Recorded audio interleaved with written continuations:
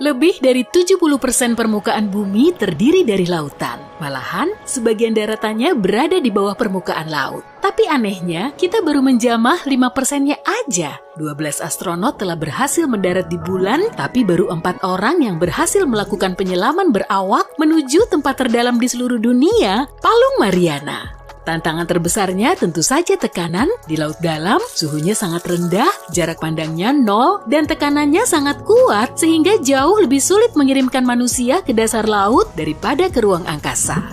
Meski gak kasat mata, tekanan udara bisa menghimpit tubuh kita hingga sekuat seratusan gajah dewasa atau 50 pesawat jumbo jet yang menimpa kepala kita. Tekanan di dalam air 1000 kali lebih kuat daripada di darat. Sedangkan di ruang angkasa, tekanannya bisa turun sampai 0 saat kita melewati atmosfer bumi. Para ahli telah memetakan planet, tapi sampai sejauh ini mereka belum bisa memetakan dasar laut. Laut nggak bisa dipetakan dengan metode gelombang radio seperti halnya ruang angkasa, karena di situ terdapat triliunan liter air sebagai penghalang.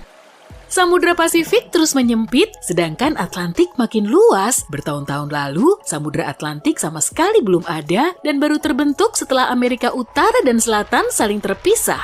Saat ini areanya terus meluas hingga 5 cm setiap tahun. Sedangkan Pasifik makin ciut aja tuh.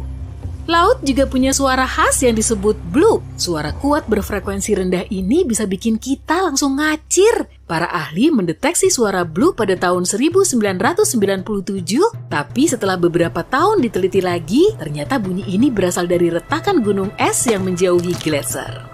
Di dalam laut juga ada danau dan sungai. Campuran air asin dan hidrogen sulfida bisa membentuk senyawa yang lebih padat dari perairan sekitarnya, lalu terbentuklah danau dan sungai yang mengalir di dasar laut.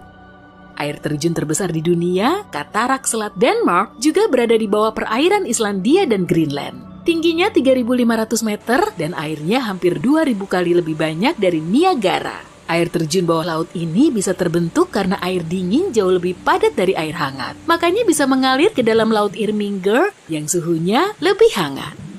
Rangkaian gunung terpanjang juga tersembunyi di bawah air, namanya Mid-Ocean Ridge dan panjangnya hampir 65.000 km.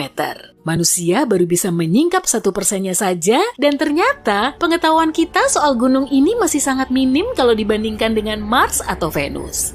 Challenger Deep, bagian terdalam dari Palung Mariana, adalah jurang kecil yang berada di kedalaman 11.000 meter. Kalau dimasukkan ke Challenger Deep, puncak Everest nggak akan kelihatan dari permukaan air, malahan selisihnya masih terpaut 2 km.